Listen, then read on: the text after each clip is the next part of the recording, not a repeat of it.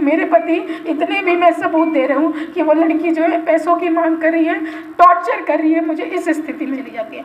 जिस दिन से मुझे ये पता चला है, 2.5 महीने बाद से, मैं आप लोगों को बताऊं, मेरी ये कंडीशन रहते हुए भी मैं पुलिस कर्मियों के पास घूमती रही कि मेरे पति की निष्पक्ष जांच हो, लेकिन अभी तक पुलिस जितने भी पुलिस बंधु हैं उनसे मेरी कुछ भी मुझे आश्वासन नहीं मिला है।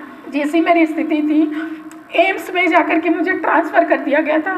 लास्ट मंथ मैं प्रेग्नेंट थी, मेरी बच्ची प्री मैच्योर हुई है हाइपरटेंशन की वजह से। यदि पिछले कुछ महीनों पहले 1-2 जुलाई को मेरे इवेंट में आई हुई एंकर महिला ने मेरे पति के ऊपर संगीन आरोप लगाया है। पिछले 10 वर्षों से मैं और मेरे पति जो हैं इस इवेंट इंडस्ट्री में काम करते आ रहे हैं और 10,000 से भी ऊपर महिला आर्टिस्ट जो हैं हमारी कंपनी में आकर के काम करके गई हैं, लेकिन इस तरह का एलिगेशन जो है ना मेरे पति के ऊपर ना ही मेरी कंपनी के ऊपर आज तक लगा है। लेकिन 1-2 जुलाई को हम लोग पनाश होटल में अपना वेडिंग कार्यक्रम था, उसके लिए उनको बुलाया गया था और महिला ने बोला है कि मेरे पति ने इस तरीके का गंभीर आरोप उनके ऊपर लगाया गया है। मैं बता दूं कि ये जो आरोप लगाया गया है वो सरासर जालसाजी का मामला है, पूरी तरह से झूठ और पैसों के लिए किया गया ये मामला है। ये मैं बस बोल नहीं रही हूँ, मेरे पास बहुत सारे ऐसे एविडेंसेस हैं जिनके द्वारा मैं आप लोगों को बताना चाहूँगी कि उस महिला ने जालसाजी करके मेरे पति को पूरी तरह से फंसाया है। वो महिला जो बोल रही हैं कि गैंगरेप हुआ है, उसका सबसे पहला साक्ष्य होता है मेडिकल। 4 तारीख को जादवपुर थाना में उन्होंने केस किया है और 5 तारीख को कलकत्ता नेशनल मेडिकल कॉलेज में उनका मेडिकल हुआ है और उस मेडिकल में यहाँ भी जांच कराई गई है और कलकत्ता मेडिकल नेशनल कॉलेज में भी हुआ, जिससे साफ पता चलता है कि उनके साथ इस तरह की कोई भी घटना नहीं घटी है। इस मेडिकल रिपोर्ट से साफ जाहिर है कि इस तरह की कोई घटना, नो रेप साइन इसमें आया है जांच के द्वारा। उसके बाद मैं आगे और बताऊं, जहां पर ये कांड हुआ है पनाश होटल में 2 तारीख को रात को 2 बजे उन्होंने ऐसा लगाया है और वहाँ के कर्मचारी से इन्वेस्टिगेशन में पुलिस गई थी, इन्वेस्टिगेट किया था वहाँ पे उन्होंने बोला है ऐसा, जितने भी कर्मचारी थे उन्होंने बोला 24/7 सर हमारा होटल बिहार का नंबर 1 होटल है पनाश होटल जो है, वहाँ पे 24 घंटे स्टाफ अवेलेबल होते हैं। फिर भी मैडम ने महिला ने एक बार भी आकर के इस तरीके का इतना बड़ा घटना घट गया उनके साथ, लेकिन एक भी कर्मचारी, एक भी गार्ड, किसी को भी उन्होंने इस तरीके का नहीं बताया है। जब पुलिस पूछने गई कि सर जब आप आए हैं तब पता चल रहा है कि इस तरह का घटना हमारे होटल में हुआ है, महिला को जोर से चिल्लाना चाहिए था, बोलना चाहिए था। महिला ने खुद बोला है FIR में कि मेरे को मारा गया, पीटा गया, घसीटा गया। एंकर नाइस राजश्री गौन रक्षित वो लिखती हैं अपना नाम, लेकिन ऐसे उनका पब्लिक नेम जो है एंकर नाइस करके है, जिनसे प्रोफेशनली उनको एंकर नाइस करके आप उनका फेसबुक प्रोफाइल भी देख सकते हैं। एंकर नाइस ने बोला है कि उनको मारा गया, पीटा गया, घसीटा गया, आप FIR में देख सकते हैं।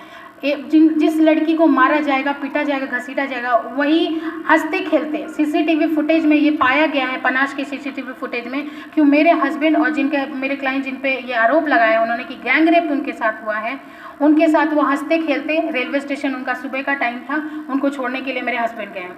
मेरे हस्बैंड जो है गाड़ी के पीछे वाली सीट पे वो अकेले बैठते हैं और जो महिला है एंकर नाइस वो आगे फ्रंट सीट पे बैठ करके जाती हैं और कहती हैं कि मेरे साथ इस तरह का संगीन आरोप मेरे पति के ऊपर लगाई हैं, जो सीधा जालसाजी का मामला है। कैसे है और भी मेरे पास बहुत सारे प्रूफ हैं, वो मैं एक एक करके आपको दिखाती जाती हूँ। उन्होंने खुद ही मीडिया में आकर के चिल्ला के बोला है कि शालिनी शुक्ला उनकी वाइफ कोऑर्डिनेट करती हैं इवेंट को। मैं ही सच में आर्टिस्ट सारे कोऑर्डिनेट करती हूँ पिछले 10 वर्षों से। मैं उस दिन नहीं जा सकी क्योंकि मैं प्रेगनेंसी को लेकर के ब्रेक पे थी, इसलिए उस इवेंट पे नहीं जा सकी, नहीं तो मैं जाती। 2 तारीख को रात को 2 बजे यानी 3 को सुबह आप बोल सकते हैं उसको, उसने FIR में लिखा है कि इस तरीके का घटना उसके साथ घटा है और महज 4 घंटे बाद मेरी उससे सुबह में 6:30 बजे मेरी आँख खुलती है और मेरी सबसे पहले उससे मैं हर एक आर्टिस्ट का फॉलोअप लेती हूँ कि आप आ गई, आप चले गए। मैंने उससे सुबह 4 घंटे बाद सुबह उससे बात हुई है मेरी मैसेंजर के थ्रू कि नाइस आप निकल गए हैं, आप ये देखेंगे इससे, हाय डियर आप कोलकाता के लिए निकल गए हैं। उसने प्रॉपर्ली रिप्लाई किया है जी, आप यहाँ देखेंगे जी। उसने कोई भी शिकायत मुझे नहीं की है, मैं आपकी इवेंट कोऑर्डिनेटर हूँ, मेरे पति ने इस तरीके का इतना बड़ा कांड आपके साथ किया है और आपने मुझे इन्फॉर्म करना ज़रूरी नहीं समझा।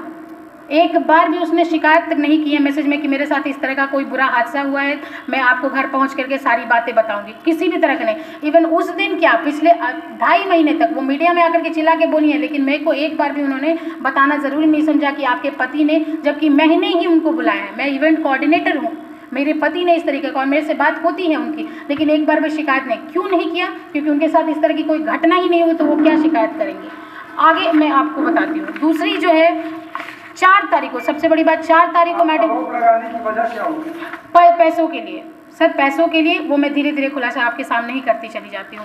4 तारीख को वो जब 3 तारीख को घर पहुंची, अपने पति के साथ मिल करके उसने पूरी प्लानिंग की है कि इनको कैसे ठगा जाए, कैसे किया जाए। उसके लिए 4 तारीख को महिला जो है जादवपुर थाना में जाके FIR कर रही है, और 4 तारीख को 5 और 6 को मुजफ्फरपुर में मेरा इवेंट है। उसके लिए देखिए मेरे हस्बैंड के ही मैसेज पे 4 जुलाई, ये देखें मेरे हस्बैंड के मैसेंजर पे ही, मेरे ऊपर भी नहीं, मेरे हस्बैंड जो जिसको बोल रहे हैं कि वो रेपिस्ट है, उसके साथ उसने रेप किया है, उसी के मोबाइल पे उसने अपने पति और अपना टिकट डिटेल्स भेजा है। क्या ऐसा पॉसिबल है कि किसी लड़की के साथ इतना बड़ा घटना, किसी महिला के साथ इतना बड़ा घटना घट जाए और वो अपने रेपिस्ट से इस तरीके से टिकट डिटेल्स भेज रही हैं अपने हस्बैंड और अपने 2 दिन बाद के इवेंट के आने के लिए। उसके बाद फिर मैं आपको बताती हूँ 4 तारीख को केस कर रही है और मेरे पति के ऊपर मैसेंजर में टिकट डिटेल्स भेज रही है। उसके साथ इस तरह का घटना होता तो क्या इस तरीके से आराम से वो बात करती, वो भी मेरे पति से। उसके बाद आगे भी मैं आप लोगों को दिखाना चाहूँगी। 5 तारीख को जिस दिन वो मेडिकल करा रही हैं मैडम, उस दिन भी उन्होंने, देखिए मेरे हस्बैंड आराम से उनसे बात कर रहे हैं, क्योंकि इस तरह की कोई घटना घटी ही नहीं है। टिकट डिटेल्स भेजा जा रहा है उनको 6-7 के इवेंट के लिए। मेरे पति ने उनको उनके मोबाइल पर टिकट डिटेल्स भेजा है और बड़े प्यार से बात करें कि नाइस आप कहाँ हो, क्या हो, क्योंकि उन्होंने कुछ किया ही नहीं है, तो वो आराम से बात कर रहे हैं। और वो भी प्रॉपर्ली मैडम रिप्लाई कर रही है कि ठीक है, पेट दर्द का बहाना बना करके जिस दिन उनका मेडिकल हो रहा है उस दिन मेरे पति से आराम से वो बात कर रही है और इवेंट में नहीं है। पैसों के लिए आरोप लगाया है? जी हाँ, पैसों के लिए आरोप लगाया है। उन्होंने वाया मीडिया अकाउंट नंबर भी भेजा है। उनके टीम मेंबर्स हैं गोल्डन स्टेपर्स करके, उन्होंने उनका अकाउंट नंबर भी आया है और अकाउंट नंबर के थ्रू उन्होंने पैसे मंगवाए हैं मेरे पति से। क्यों टॉर्चर करके FIR कर दिया। 2.5 महीने तक मुझे कोई जानकारी नहीं थी इस बात की सर, केस की कोई जानकारी नहीं। जिस दिन मुझे इस केस की जानकारी पता चली है उसके अगले दिन से मैं जितने भी सीनियर पुलिस अधिकारी लोग हैं, चाहे वो IG सर हों, चाहे वो SSP सर हों, चाहे वो ASP सर हों, चाहे वो सिटी SP सर हों, मैंने हर जगह आवेदन दिया है कि एक बार मेरे इस केस की निष्पक्ष जांच हो, क्योंकि मुझे कोई जानकारी नहीं दी गई थी। 2.5 महीने के अंदर उस लड़की ने अपना सारा खेल रच लिया, क्योंकि उसको टॉर्चर करने के लिए कि मेरे पति को पैसे FIR करवा दिया, और FIR करके उसने जो पुराने, अभी तो चेंज हो गए हैं DSP और IS से मिलकर के उसने केस को ट्रू करवा लिया और हम लोगों को कोई जानकारी, मुझे कोई जानकारी तक नहीं दी गई। और टॉर्चर करने के लिए वो मीडिया में आई कि केस ट्रू हो गया है, हम लोग परेशान हो जाए, लेकिन मैं नहीं डरी, क्योंकि मैं सत्य में हूँ। मुझे जैसे ही जानकारी मिली मैं सबसे पहले जितने भी बड़े पुलिस अधिकारीगण हैं उनके पास जा के एक एक करके मैंने सबको आवेदन दिया कि सर निष्पक्ष जांच हो इस केस की। आप देख सकते हैं मैंने जितने भी सीनियर अधिकारीगण हैं, IG सर हों, SSP सर हों, ASP सर हो, सबको मैंने आवेदन दिया है कि एक बार मेरी निष्पक्ष जांच हो। पिछले 1.5 महीने से मैं सारे जितने भी बड़े अधिकारी, पुलिस अधिकारीगण हैं, उनके पास जा करके मैं हर बार यही, अधिकारी का बोलना क्या था? उन्होंने IG सर से मेरी बात हुई तो उन्होंने बोला कि ASP टाउन को मैंने ऑर्डर दे दिया है, वो कार्रवाई करेंगे। मैं ASP सर के पास गई तो उन्होंने बोला ठीक है मैं कर दूंगा, लेकिन सिटी SP सर जो हैं वो थोड़ा सा टाल मटोल कर रहे हैं। उन्होंने मुझे पूर्णतः आश्वासन नहीं दिया है। मैंने उनको बार बार जाके बोला कि सर एक बार मेरे जो भी एविडेंसेस हैं उस पर गौर किया जाए। वो महिला जो है सीधा जालसाजी का मामला लगा रही है मेरे पति के ऊपर। आप एक बार जो भी मेरे सबूत हैं उस पर गौर किया जाए, जिससे साफ पता चलता है कि मेरे पति निर्दोष है। आप एक बात खुद ही बताएं, आप लोग जितने भी मीडिया कर्मी हैं, जिस लड़की के साथ इतनी बड़ी घटना घट जाती है, 15 तारीख को उसी जगह पे आकर के पनाश होटल में मात्र 10 दिन बाद वो आकर के उसी जगह पे सेम आकर के नाच गाने का प्रोग्राम करती है। क्या कोई महिला इतना बड़ा घटना घट जाने के बाद उसी जगह पे आना मतलब आप सोच सकते हैं कि कैसे आ सकती हैं वो ऐसी महिलाएं। मैं खुद एक महिला हूँ, मैं माँ बहन बेटी बाद में हूँ, लेकिन उन महिलाओं से मेरा पूरा सपोर्ट है जिनके साथ इस तरह की घटना घटती है। गैंग रेप जैसा इतना बड़ा माहौल लगा दिया उसने, और वो लड़की 15 तारीख को आकर के और इतना ये करके चली जाती है, नाच गाने का प्रोग्राम करके चली जाती है। जिस दिन से मुझे ये पता चला है, 2.5 महीने बाद से, मैं आप लोगों को बताऊं, मेरी ये कंडीशन रहते हुए भी मैं पुलिस कर्मियों के पास घूमती रही कि मेरे पति की निष्पक्ष जांच हो, लेकिन अभी तक पुलिस जितने भी पुलिस बंधु हैं उनसे मेरी कुछ भी मुझे आश्वासन नहीं मिला है, जबकि साफ साफ पता चलता है कि मेरे पति, इतने भी मैं सबूत दे रहा हूँ कि वो लड़की जो है पैसों की मांग कर रही है, टॉर्चर कर रही है मुझे। इस स्थिति में जैसी मेरी स्थिति थी, एम्स में जाकर के मुझे ट्रांसफ़र कर दिया गया था। लास्ट मंथ मैं प्रेग्नेंट थी, मेरी बच्ची प्री मैच्योर हुई है हाइपरटेंशन की वजह से।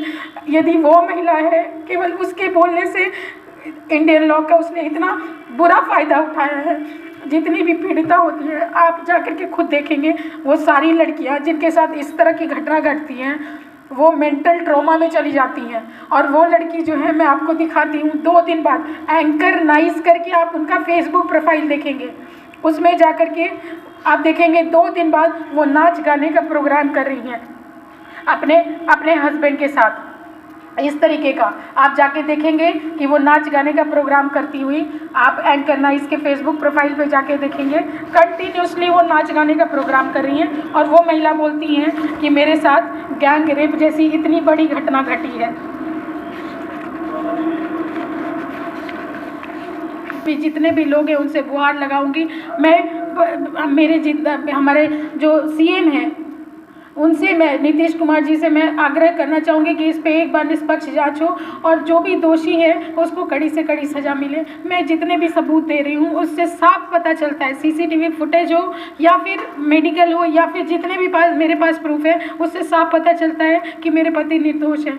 मैं माननीय मुख्यमंत्री नीतीश कुमार जी से भी आग्रह करना चाहूँगी कि, और जितने भी पुलिस प्रशासन है उन सब से आग्रह करना चाहूँगी, एक बार निष्पक्ष जाँच हो और मेरे पति को न्याय मिले।